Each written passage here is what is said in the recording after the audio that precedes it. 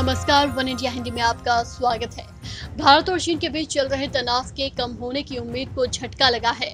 Line of actual control पर सेनाओं के जमावड़े को कम करने की प्रक्रिया फिलहाल रुक गई है।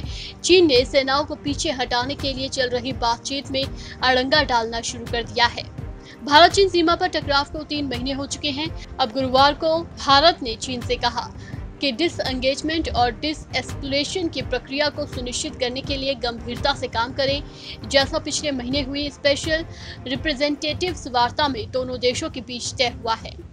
गुरुवार को विदेश मंत्रालय के प्रवक्ता अनुराग श्रीवास्तव की तरफ से ये टिप्पणी उस समय की गई जब उनसे पूर्वी लद्दाख में जारी टकराव से जुड़ा सवाल पूछा गया था।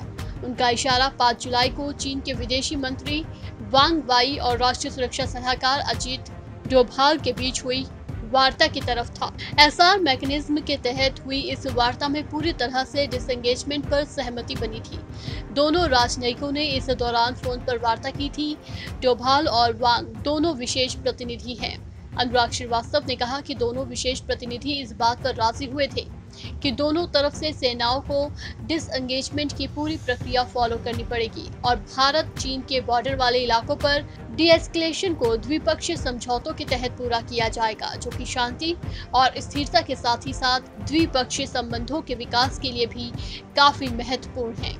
भारत बॉर्डर पर शांति स्थिरता के लिए गंभीरता से काम करने की बात कह रहा है, लेकिन चीन मानने को तैयार नहीं है। भारत और चीन के बीच लेफ्टिनेंट जनरल रैंक के अधिकारियों के बीच 5वें दौर की बातचीत में चीन ने उल्टा भारत से पैंगोंग त्सो से पीछे हटने को कहा है।